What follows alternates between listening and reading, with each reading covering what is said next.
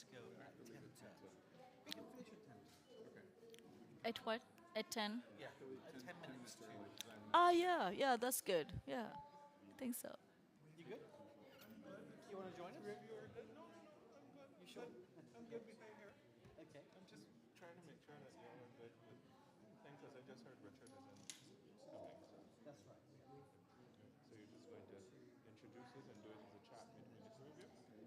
Yes. I think we'll just talk. And I'll stay behind here and ask hard questions. Directed specifically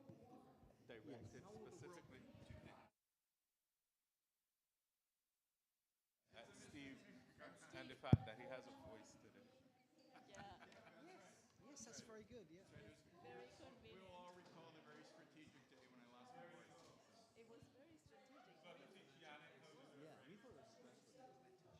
It turned out to be RSV, That's respiratory, oh, yeah, right. different than COVID. Good morning, everyone. Thank you very much for coming and joining this session on the Loss and Damage Fund. As you know, at the beginning of this COP was a historic decision by the parties to operationalize the Loss and Damage Fund. Those of you who are veterans of COP will know that the issue of loss and damage has been a long, enduring issue. Starts off with the even before the Warsaw mechanism for dealing with loss and damage. And a big concern was that, we had mechanisms, we had ideas, we had thoughts, but there was really no money. And that's really clouded the issue quite a lot. In order to operationalize this fund, we had an unprecedented decision at COP, taking this major issue for COP28 right at the front and not allowing it to be sort of get caught up and tangled up in any trade-offs or negotiations later on. A decision that most of us were very happy and supportive of. And so I'm going to talk a little bit about, I'm going to ask my two colleagues here who have been deep into this process a few questions, and then really invite you to ask your questions about the Loss and Damage Fund. There have been a lot of questions and uncertainty I see in the press. Sometimes I hear people say, oh, it's still not been decided who's eligible or what. It has been decided. So there's a lot in the fund that has the point of operationalizing the fund was really to go through many of those issues. Some things have been kicked to the future board, and we could discuss a little bit about the board. But really, a lot of the key operationalizing stuff has been agreed. So we want to come to you and ask you for your questions, but let me ask a couple of opening questions to my two guests here, and let me introduce them. To my right is Haja, who was the lead negotiator for the Maldives and part of the AOSIS group of negotiation. AOSIS is the Association of Small Islands Developing Small Island States, and a very powerful member of the Transition Committee, not just speaking on behalf of small states, but as a member of the G77 group of developing countries. Sometimes a decision, we agreed a position in the developing country group that wasn't always what every group would want, but right at the beginning, the G77 was amazingly united across this process. And I could talk to you a little bit too about the negotiation details and how that happens, if that's something you want to talk about. On my left is Steve Hammer, who was at the World Bank during the period of the Transition Committee, but is now left for an exciting new position still in climate in New York, and he could perhaps say a word about that later on. But clearly the World Bank was an issue that got a lot of press, and using them as a secretariat for the fund. And so I'm very glad to have Steve here, very brave of him to come and join us. But so Haja, let's say the Maldives has a weather event, climate event. There's a loss and damage. How do you envisage this fund would work for the Maldives? Thank you so much, Avi, and it's a privilege to be here with you and Steve. It's nice to meet again after the historic decision has been made. Well, you know, the thing that we fought most about the fund is that the fund works for the slow onset events as well as for the extreme events. And Maldives is a country that's more on the slow onset side of things, which makes it difficult. It made it a very difficult. Do you want to give them an example of what a yes. slow onset event is? Yes. So for us, we are experiencing coastal erosion. There is sea swells, and what this means for us is that our islands are very small, and all of our critical infrastructure, including hospitals, schools, and the powerhouses, are all 100 meters within the coastline. And what's happening is cumulatively over the years, we're losing our coastlines. And so the government has to invest in reclamation, and this is also something that's costly and that has both environmental and economic impacts. So, of course, the fund has, what's different with the fund is it has to cater to the extreme events and the slow onset events, and therefore it has to have different kinds of triggers. And ideally, this new fund, the board will be developing triggers that will work for both an extreme event like the hurricanes, but also of a way to calculate the cumulative impacts of something like the slow onset, which would mean maybe trying to figure out a percentage of the GDP that's been impacted over the time, or another way of defining the time period of which we'll calculate the impacts. And these are very difficult questions that are, of course, not answered in the space of the TC, but things that have to be developed. So there will be the programmatic window of it, and there'll be the kind of the post-impact emergency kind of window. And within the programmatic window, there will be things that you can plan for, and also that will include both economic and non-economic losses. And I think something that I don't think we gloss over it, but something that we forget, we don't discuss enough about is the cultural loss, things like the fact that we'll lose our language, heritage, where we belong if we have to move. And so these are very difficult questions. So again, this is something that the fund has to do in tandem with what's exists in the loss and damage space. So that would be the fund has to work with the funding arrangements as well, which means things like migration, things like insurance, things like cultural loss, and all of these things that the fund might directly not be able to do, but we also create the space for that. So I imagine that for the Maldives, this would be something that would help us tap into the slow onset programmatic window, which would also mean investing in transformational adaptation in a sense, because once you have to do your development of your islands in a way that addresses the underlying risks of climate change onto your biodiversity, food security, health, water, and all of these things. And so I think this is a fund that could do transformational things, and it's only transformational because the fund will have to figure out how it will work with the other existing mechanisms and arrangements that's operating in the world in the space of development and climate change, and to build overall resilience of countries. Yeah. Great, thank you very much. Very comprehensive answer. So make that distinction, means slow onset events, sea level rising. You know, many of the countries that experience extreme weather events, like hurricanes, cyclones, actually most of the most important thing they're also experiencing is slow onset events. It's just the rapid ones get all the attention. Yes. They grab the headlines. They're more dramatic. And then there may be some threshold, say 3% of GDP, 4% of GDP. But as you say, for slow onset events, you have to think about how we measure that threshold. Maybe that's over a period of time. And then it's not just for reconstruction or rehabilitation, but also maybe lost livelihoods, so some cash. And as you were saying, when they're doing reconstruction rehabilitation, we need to think about adaptation and a program of resilience.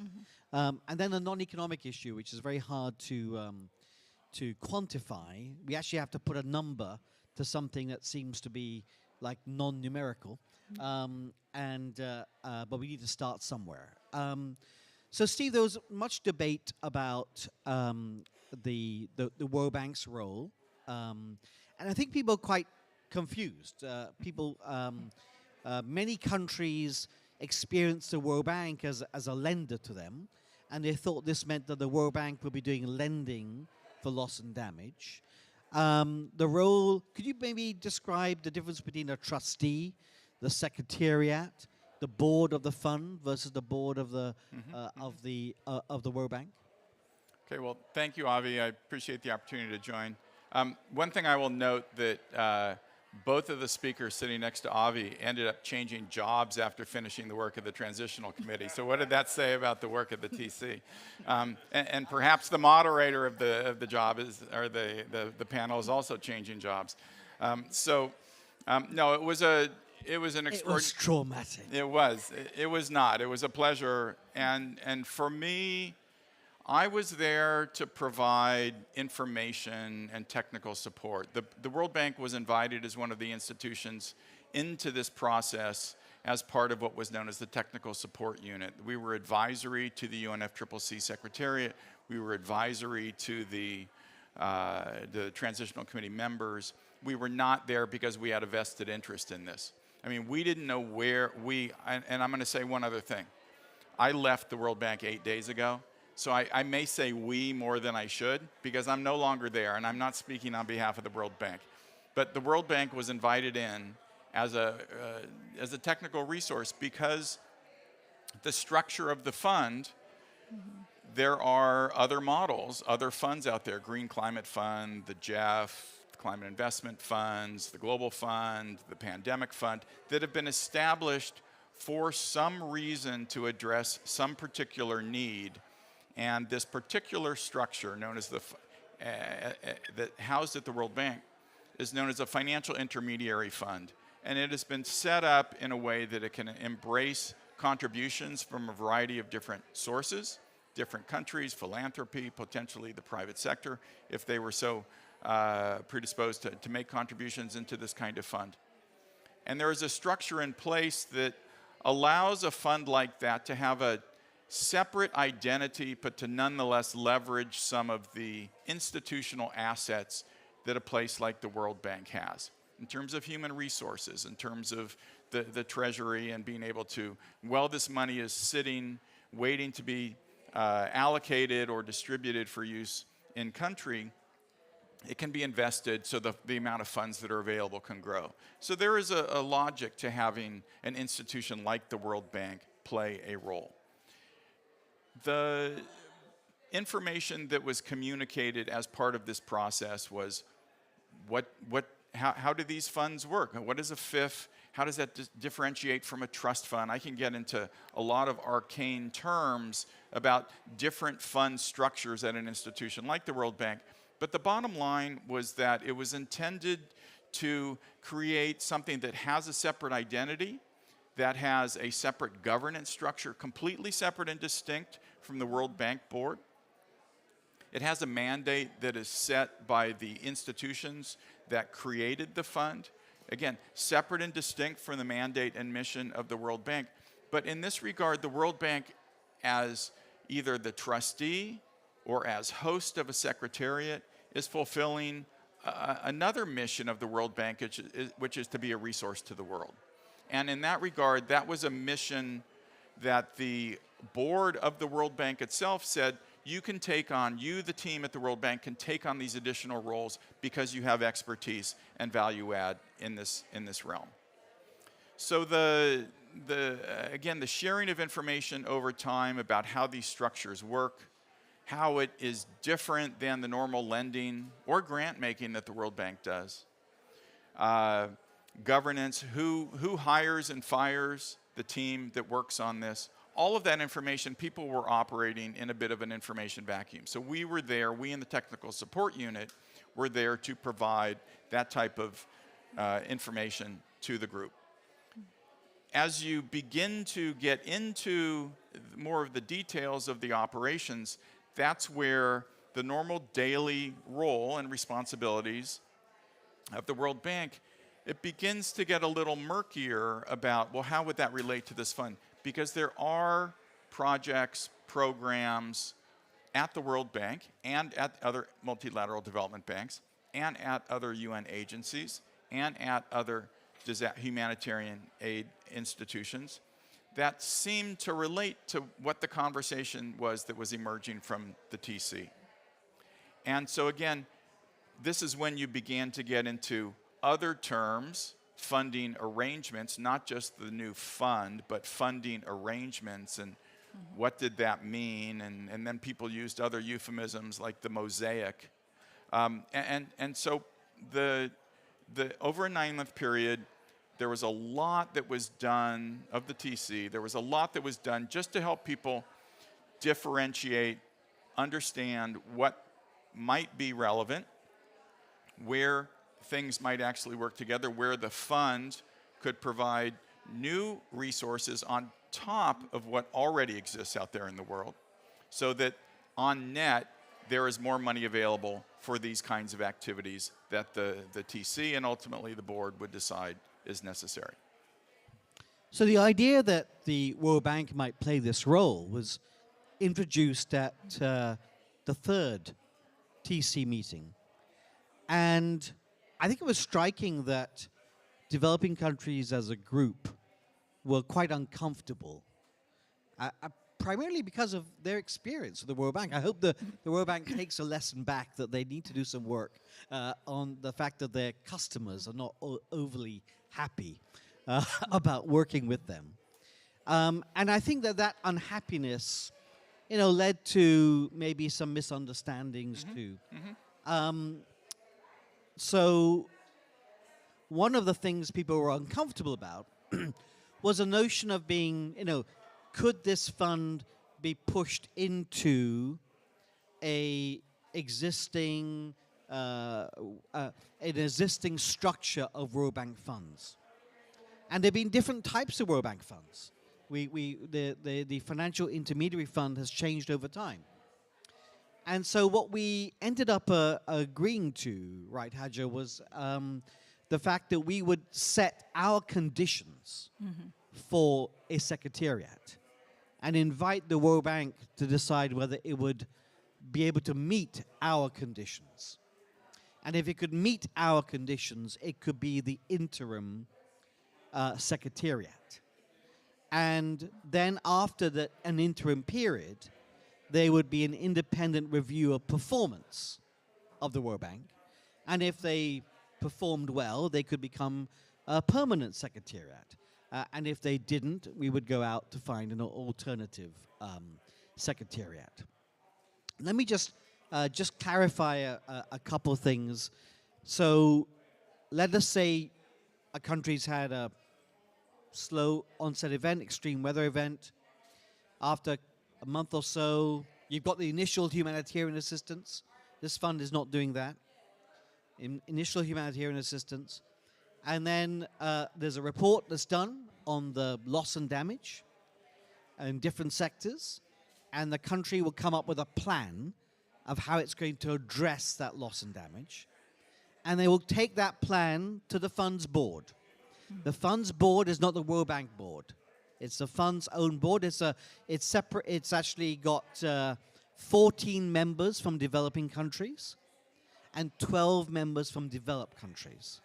One of the very few, if not the only, that has a structurally built-in developing country majority. That's a very different set of governance. Takes it to that board. The board will decide on eligibility, on access. So it's not World Bank eligibility. There are some countries that are not members of the World Bank that will be receiving money from this fund.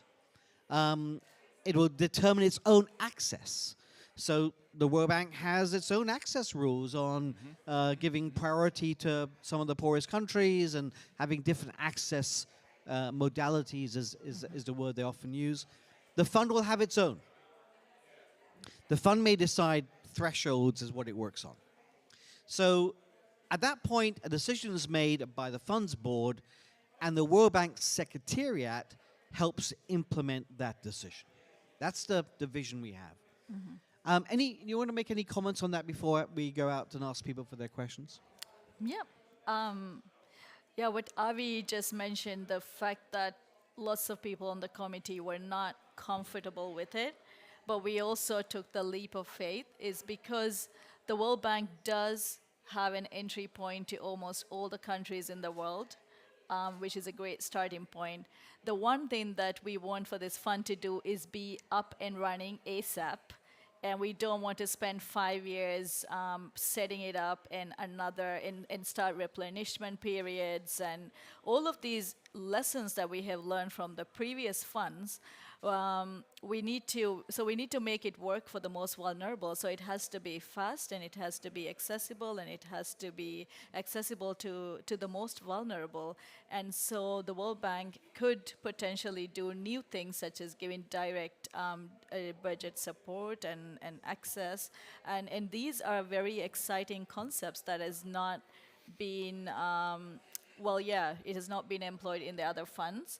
And I also think what Avi mentioned that I could add to is a little bit more on the funding arrangements, because addressing loss and damage requires multiple different actions in the mosaic. So as I said before, it will have to address the rapid onset, the slow onset, and it's really important also that there is a way to deal with the fiscal capacity and constraints of countries.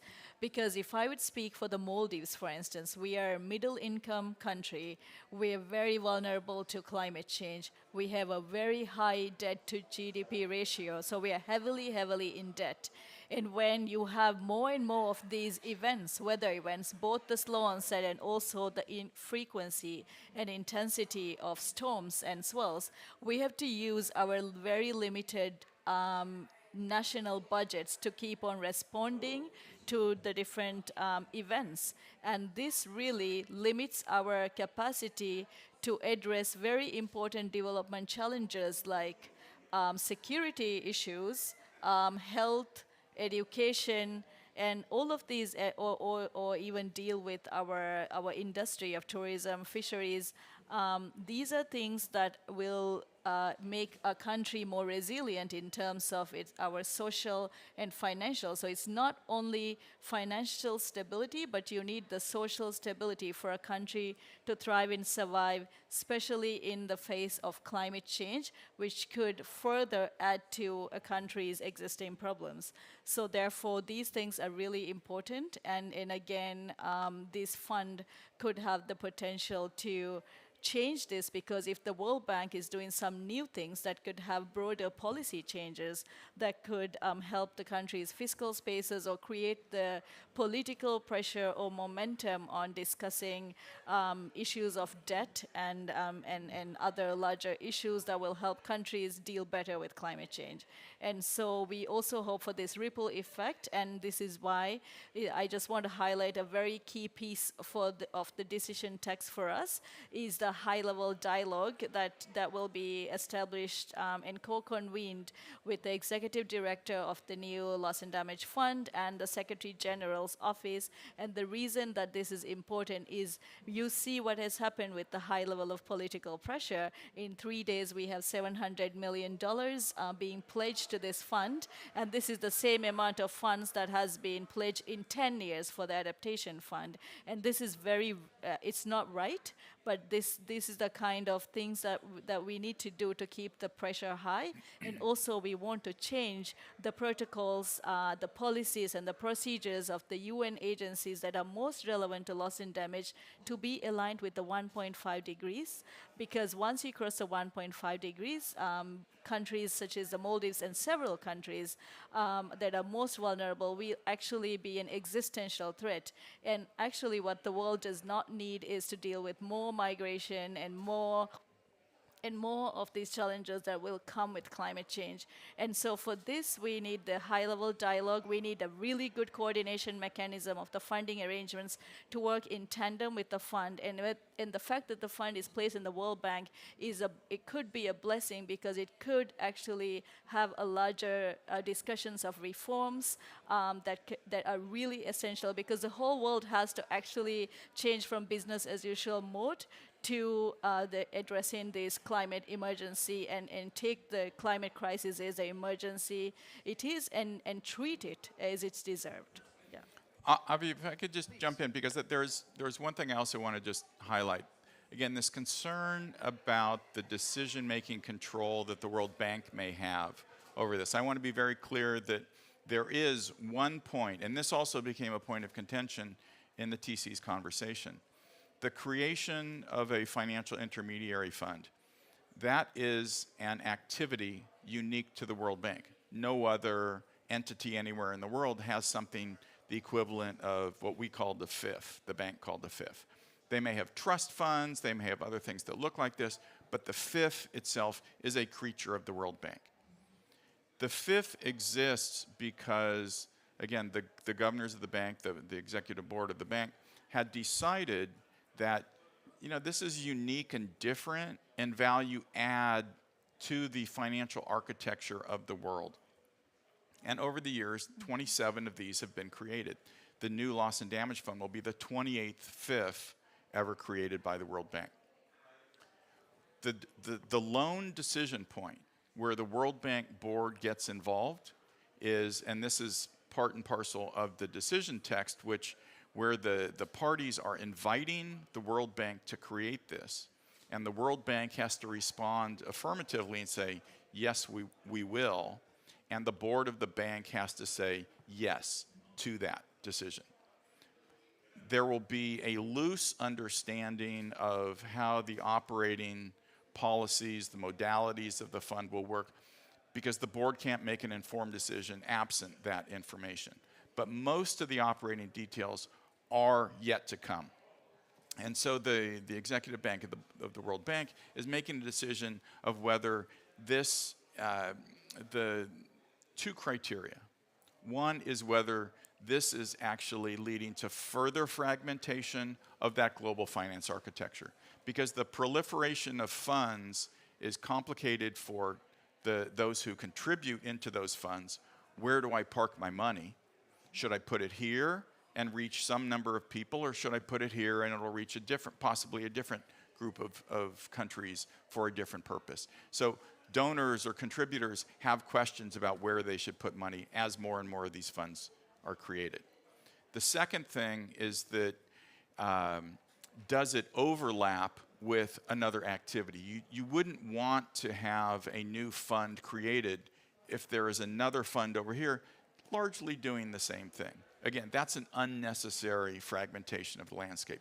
So the World Bank board is sitting back and reflecting on this proposal that will be brought to them in the next 6 to 8 months, and decide, yes, it's appropriate or not. I don't think there's any doubt that the bank's board will approve this. Why? Because all the parties who are part of the UNFCCC process said yes to this. Well, who makes up the board of the bank? Those same countries. So, it's more of a formality than anything else, but it will influence the way the parties, the board is engaging with senior management within the bank about how to structure this in a way so things are done in a way that is truly complementary rather than unnecessary overlapping and making it confusing, both for, as I said, the contributors to the fund and the countries who are trying to extract money from the fund. And Steve mentions some of the issues that were discussed a lot in TC1, TC2. When I referred to the 1 and 2, that's the different meetings of the TC. There are meant to be 4 meetings of the Transition Committee, so TC 1, 2, 3, 4. In the end, we couldn't agree on the 4th, and so we had a 5th. One of the concern was people were not very sure where this fund fitted in. And the developing countries, I think, had a clearer idea. And their view was, when a disaster happens, especially extreme weather events, there is humanitarian assistance. It comes in. It delivers water, delivers food, delivers temporary shelter. This fund is not really about that. There already is humanitarian assistance. Now, that humanitarian assistance could be stronger, could be better, could be greater, but there already is a way in which they get together and they coordinate and they perform. But after about a month, they leave. They leave with an awful lot of blue tarpaulin protecting temporary shelters and food and water. But what about, we've got to rebuild that community which has been washed away. We may need to relocate that community that's been washed away. And those are actually by far the bigger costs. That represents 80 or 90% of the costs, not the humanitarian relief.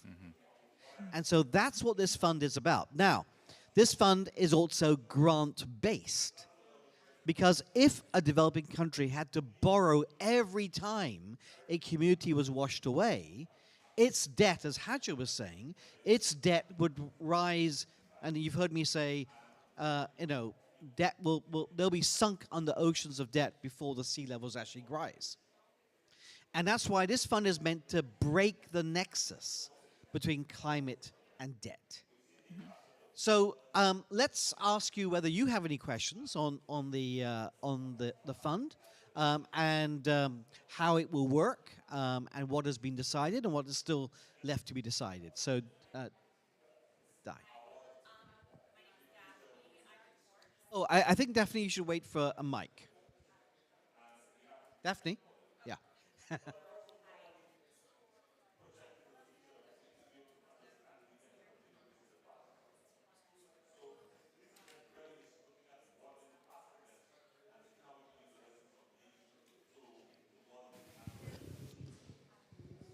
Hello? Oh. Hi. I'm Daphne Ewing Chow. I'm with Forbes. I have a question about the $700 million that you just mentioned. Yeah, countries have pledged $700 million, but are they actually obligated to give that funds? Or what measures have been put in place to ensure that they do give the money that they've pledged? And then my second question is, obviously a lot of people are saying, well, $700 million actually isn't that much when you look at the quantification of loss and damage. What other mechanisms other than political pressure are being considered to encourage more countries and entities to give to the fund? So the first thing to say is, and I'm coming to Hadja and Steve, is that this is the startup capitalization. And you're familiar the way budgets of governments work. They don't have billions of dollars just waiting for some new cause that they can easily use. So this is the startup capitalization. It was always envisaged, which is why Hadja mentioned fund and funding arrangements, that the public sector component of this, governments, would be initiating, starting, but we would need new and innovative sources of finance. This is in the governing instrument, that this is going to be a key part of funding. So you've seen the recently established International Taxation Committee by France and Kenya, which Barbados is participating in, looking at aviation, shipping, financial transaction taxes as a way to get up to the size we need. Because as you said, loss and damage is about $100 to $200 billion per year. So we're expecting this fund to be in the billions of dollars. This is a startup. No one's expecting the fund to be $700 million. This is a startup of that fund. Hadja, is that your thinking as well? Yes, and if I would add to what Avi said on the obligation, Of course, we expect the developed countries to put more because this is an issue of climate justice as well. The reason why we have to deal with the loss and damage in the first place is because we couldn't mitigate, then we couldn't adapt, and then now, unfortunately, we're in the territory of loss and damage. So this is why we want the developed countries to put in more, but we also want this fund to be a fund that can capture finance from the private sector, from developing countries that are able to.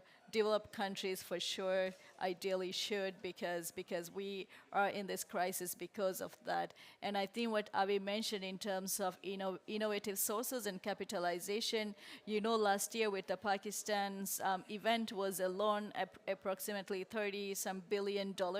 So the fund could potentially be wiped out with just one event. So therefore, the fund has to have a design in its financial instrument somewhere where we could invest it or for it to grow on its own like the World Bank has with the IDA. So it has to be an IDA plus in theory. So there has to be ways for it to be sustainable and for it to grow and for it to capture finance from all sources of finance. Can I come in just to build on that because I want to point out when the ideas like this get a little bit more confusing. There's going to be a question in the back, but the intent of this fund is to be grant-based. I think most of the parties were very clear on that. And indeed, most of the financial intermediary funds that have been established are entirely grant-based. The GCF is a FIF. It's the exact same structure. It's governed slightly differently. It has different legal structure, what have you. But the World Bank is a trustee of that organization. But the board of that fund made a decision that it can offer loans.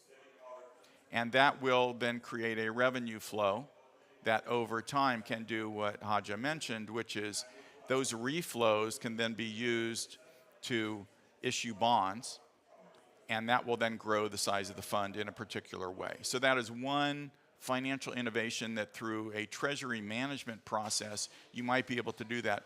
But that would fundamentally change the nature of how the fund operates. Again, there would have to be a loan component to enable that. That's one. The other thing about the size of the fund is, again, the fifth structure is entirely flexible. There is a minimum size, and I think a fear early on was that the contributors would simply just meet that threshold, and it wouldn't grow much beyond that. So I think that even though Avi says not every country's been able to contribute because they didn't park money in their budget this fiscal year to say if the fund gets moving, we would be able to raise our hand and say X. But that may happen next year, that may happen the year after that, depending on the budget cycle. But the flexibility that's baked into the structure means that whether you have a regular replenishment cycle or some formal mechanism through aviation taxes, what have you, that the fund is going to be able to accommodate that. And again, I just want to go back to the process. There was a deliberate attempt made throughout the process to understand the viability of different sources of money. There was a recognition that contributions might eat into it might compete for regular development support. And so if you put money into this fund, it means you're probably taking money away from that. That's been a fear. And that's why part of the text from last year was about new and additional resources. And that's why I think the pressure is going to grow on these global taxes to truly create new and additional resources. Sure, I see there's some other questions. Can I just say one thing before? Which is that, the COP process, Daphne, is not one where the reality is that people are mandated and that they, have to deliver.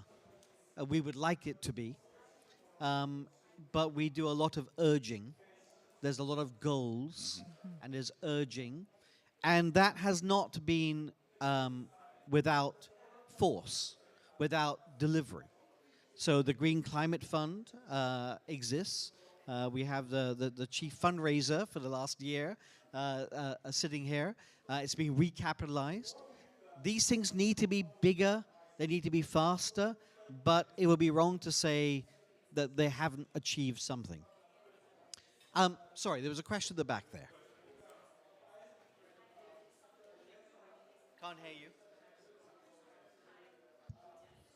Still can't hear you.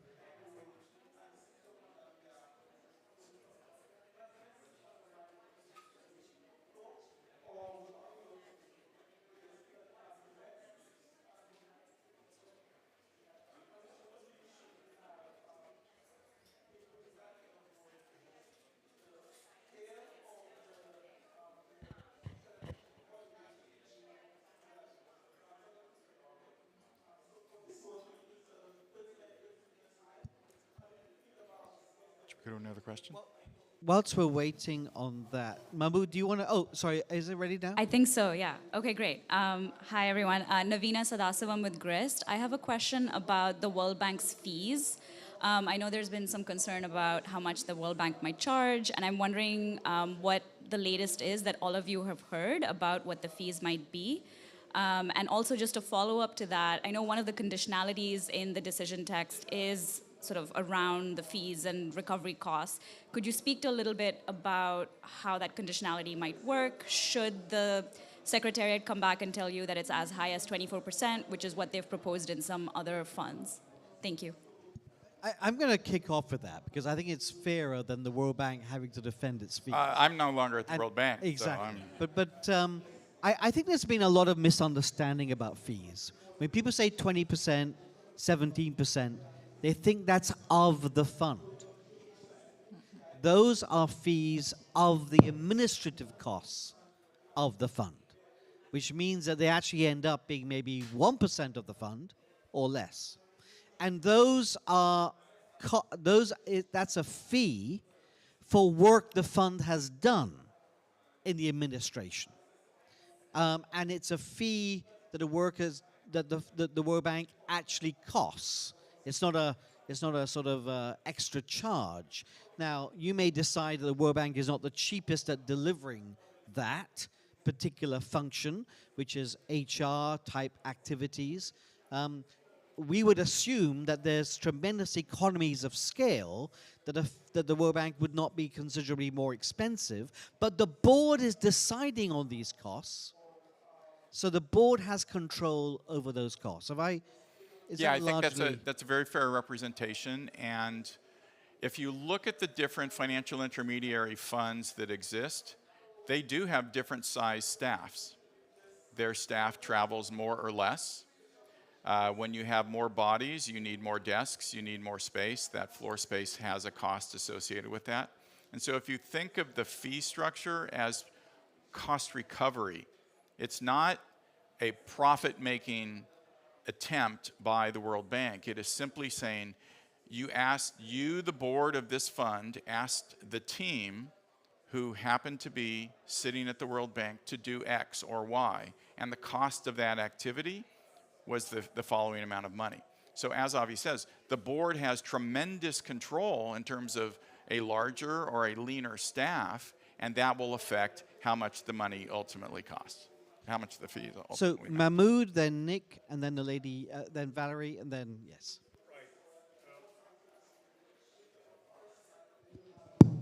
Right.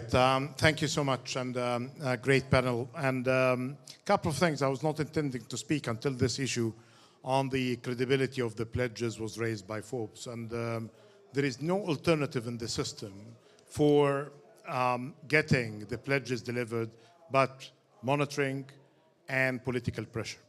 And that happens through media, through parliaments for those countries that their governments made the pledge, for the community concerned, which is everybody around this meeting here and beyond, and from COP to COP, what is happening in this part. Especially, it's not just the issue on the pledges, but the fast operationalization of the fund as claimed by the president of the World Bank. This was basically one of the triggers why the World Bank should be the host, based on the experience in the past of creating other funds, including the Green Climate Fund, that can really have a super fast operationalization mechanism that could allow the disbursement to happen and the assessments to be assisted. And there is a community as well of practice, no bias to my former employer and Steve's former employer, but there is a community there that you can interact with in order to do this kind of work.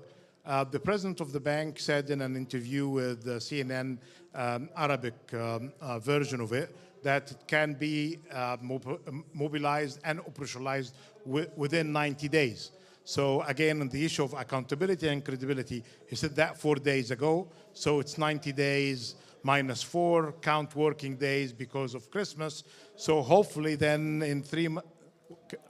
I'll clarify that. Yeah, that would be great because yeah. he didn't clarify. That would be Yeah. nice to see that interpreted by you, perhaps, with the understanding. The other thing, it's the dynamic that Haja mentioned. It's from the mitigation adaptation part that this fund is going to be reminding everybody about how good or bad we are doing in the other 2 lines of defense. And we'll move the discussion from the generic discussion of loss and damage to specific losses and damages. And here, perhaps through you, what are you expecting, especially from non-state actors supported by Razan, myself until a few days left, but I'll continue supporting the work. What are you expecting from the non-state actors, especially insurance sectors, community in the capacity development, in order to enhance the work of this fund in partnerships? Well, 2 quick things. Firstly, you raised a point that Haja mentioned, which is very important, which is the reason why ultimately developing countries supported the World Bank was because this is the fastest way to get a funded fund established.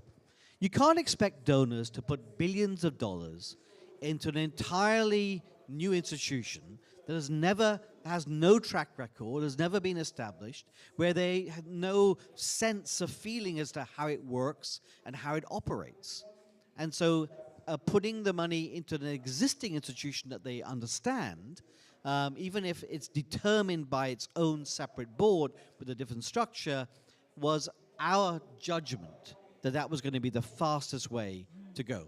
Now, very briefly, we had a meeting the other day on the International Tax Committee, and I think this is a great timing for that committee to be established now, given that the Loss and Damage Fund is up. Loss and damage is over $100 billion. This fund needs to be close to $100 billion per year, close to 100 times more than it is today. Now, how will we get there? We will not get there probably through one means. It'll be a range of things. Personally, I reject the idea of using insurance because climate change is an uninsurable event. And you've seen in Florida with flooding, in California with fires, the insurance companies are pulling out. And so they will charge their premiums today and next year and the year after, and they will leave when it makes no more sense for them. And when it makes no more sense for them is the worst time for the country that is experiencing these things, and so when they need most. So rather than waiting then, we want to use this money to build resilience today. But it means something like the methane leakages levy in the US already passed Congress IRA needs to be global and spent towards loss and damage. The European Carbon Border Adjustment Mechanism, raising revenues from developing country exports, that needs to go back to developing countries. And perhaps part of that way is through loss and damage. Maybe there is a revenue tax on oil and on gas and the fossil fuel companies. You've seen they made $4 trillion of profits. Just a percent of that would fund loss and damage. So I think there are a number of mechanisms, and employing them will actually get to the size of fund we need.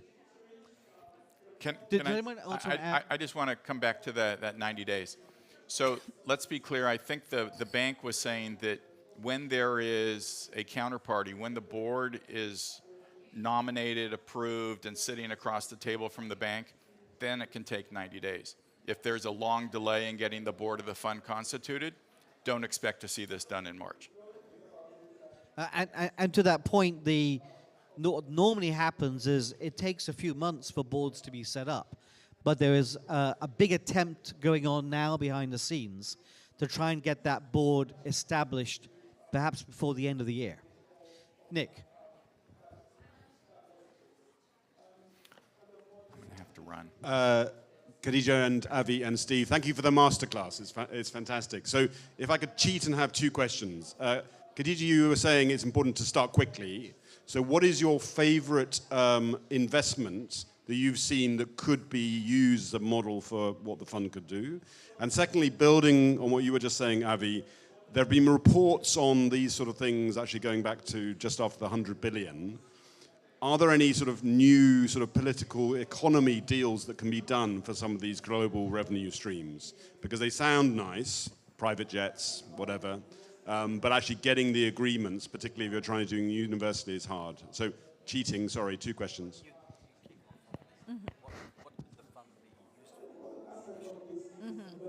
Okay, so that's a really good question. We'll leave I think the few cards fund, on the podium if the people fund know for how it to be reach used they very follow. quickly, of Okay. course, we have to first get to the point of what the kind of things that it has to do. It has to do reconstruction, rehabilitation, and it also has to focus on the non-economic losses and damages here. So what you just said about the favorite types of funding, we know that we are in this space because there is a lack of funding, and there's also a lack of funding that goes beyond what countries normally put in as their ODI, or in terms of replenishment cycles, and countries having to go through their Congress to really pass, their allocation on the budgets. And increasingly, because there are so many multiple crises in the world ongoing, this is not a really good time geopolitically as well for the climate crisis either. So this is an added thing on top of the Ukraine war, what's happening in Gaza. We had COVID, we're having economic crisis. So in the context of all of this, we need the new and innovative financing mechanisms, but people are usually scared of when you say new and innovative and this and that, because it's not familiar territory. So I think what's something that's really inspiring in a way that the board of this fund could immediately work on is to try and identify what could these innovative mechanisms be? And there are things that have been done in the past with EFUD, with the global, the health fund, with AIDS, with education. We can learn from these and see how we can tap into it. And Avi had already also mentioned about the taxes. And I mean, taxes are a word that people are very allergic to, so we have to make it attractive and make it work for the climate crisis. So I think there is this, the thing that can be done very quickly is the board to establish what this could be and in which part of the design of the fund that this would fit and how it could grow sustainably. So that's what I would have to say here. To answer your question, Nick, the second question, and reinforce what Hadja was saying, the most unpopular cause I've ever supported was financial transaction taxes. I was like the only banker. So I kept on getting wheeled out to defend this tax against banker criticisms. Most of these criticisms are about, oh, great idea, but just not feasible. And so one of the things it's important to remind people of what actually exists. You know, we have stamp duties on financial transactions. They already raise $30 billion. We have the Oil Pollution Compensation Fund that already taxes oil exports and raises money for spillages, much more smaller scale, but we already have mechanisms that we need to expand. And all I would say is, having been in the wilderness on the FTT for 10 years, I would say the climate has changed a lot. Maybe because the climate has changed a lot. And also, people have realized, so we're seeing this loss and damage. It's very stark for everyone. We've also been through two periods in which the state has provided massive support to economies, the global financial crisis and COVID. The state, and people have understood the critical nature of the state as a safety net, the state playing an expansive role. So I think the climate on these things has changed quite a lot. The reason why the shipping emissions tax, I think, failed at the IMO was a sort of distorted view that this would be disproportionate for some people. I would say distorted, I mean, in the argument that, well, good tax design can find a way of not being disproportionate. It's not inherent that a shipping emissions tax is unprogressive or focused on those most remotely. So I think this committee has been established. Its purpose will be to really bring some of those ideas home. Geneva, Valerie before. It's not going to work.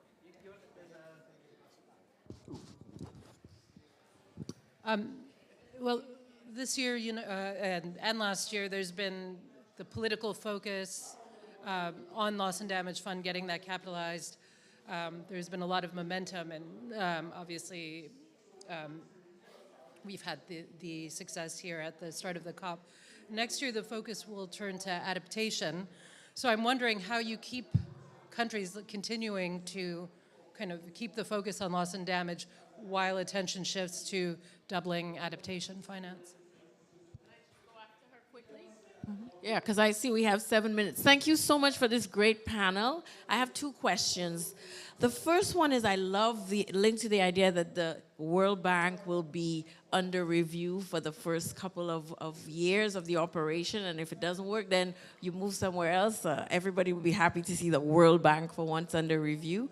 But I think that the point I want to make is I'm from the trade world. And I think each of these international organizations and these movements are going to be proposing new funds. The fear I think we have is that there is one country with a lot of needs, and these needs can't be as, I guess, siloed into these different sectors. So, Khadija, you were talking about the fact that some of these funds have to go into productive sectors. Obviously, in trade, we're very concerned about money being used to capacitate countries so that they can be more competitive. I guess my question or my request in thinking about the design of this fund is we don't approach it in silos, because there is going to be exhaustion from countries giving more to these funds, and if there's not a kind of a cohesive approach across different areas for the disbursement of these funds, you're going to see other organizations actually not being able to drum up funds that are needed in these other areas. And then the second, and so how is that being built into the design of the fund, this cohesive approach across different sectors? And then the second question I have very quickly is there an idea for which countries, whether the most vulnerable, will have a greater claim on the allocations of this fund? Is there going to be some kind of tiered approach? So if you're a small vulnerable SID, then you get a greater claim, or do all countries get equal access, first come, first served? So, and this connects a little bit with Valerie's question. We actually do view these different things to be different, and that they should be funded differently. So we break down the $2.4 trillion that developing countries need into things that generate revenues, things that don't generate revenues but generate savings, things that generate no revenues and no savings and is just costs. The things that generate no revenues and little savings and mainly costs needs to be public financed, needs to have taxes, levies, and loss and damage fits squarely in that space. Things that generate savings, developing countries are prepared to borrow for. We'd rather not borrow. If there are more and more grants, great, give me those grants. But the point is that if you've got grants, they should be for the things that we can't fund any other way. Mm-hmm. And so that's loss and damage. That's why we need a loss and damage fund. It's focused on loss and damage. It's funded mainly by grants. Mm-hmm. But we can borrow, so a lot of adaptation When we say that the multilateral development banks must be 3 times bigger, that's for resilience and adaptation. Long-term, low-cost, we can borrow for that. We'd rather have grants for it, right? But there aren't enough grants. Grants are the most scarce thing. And then we don't have enough concessional money. If we had more concessional money, we'd ask for mitigation as well, but we don't. So concessional money for adaptation and resilience, but we need the private sector on revenue-raising mitigation stuff. So breaking it down allows us to get to the numbers we need. If we had one fund that did everything and was publicly financed, we would never get close enough to what we need. And just to add to what Avi said, I think the issue that Valerie, you highlighted on adaptation is really important. And now we got the loss and damage decision at the beginning of the COP, but we are seeing that the global goal on adaptation is still very challenging to decide upon. And while adaptation is felt, locally in different places differently, it's really important to have the global goal on adaptation because of the transboundary nature of climate change and its impacts. And what happens in Norway and what's happened in Maldives, the difference is that Norway will have the different access to technology, capacity, finance, and the know-how. And it's not the same over here. So we need this global collective action that's commensurate with the risks that we are facing. And I think the fact that this, the loss and damage decision has been made and the pledges are made actually puts a kind of a sad highlight on what's happened in adaptation, and we actually need to invest in transformational adaptation to avoid the losses and damages. So it's in the interest of all the parties to really focus on getting the pieces of the adaptation right, because otherwise we will be in a hole over here, and this is not the place. I mean, we spent a difficult year negotiating in this TC about what this fund should be, but ideally we shouldn't have to be in this place, and we should be doing this. And so I hope that this also makes politicians and people with the power to change policies and make decisions think of why we're here and why we should go back to that and really try to solve that piece as well. And in terms of what Genevieve was mentioning about the trade space and the importance of breaking silos, the climate crisis affects everybody, and I think which is why when I was leading the Maldives negotiations, we were really focusing on the importance of connecting the outside of the UNFCCC with the inside of the UNFCCC, because the UNFCCC and this climate convention is very, very important. This is the only multilateral space to solve the very pressing issue of climate change, and we need it.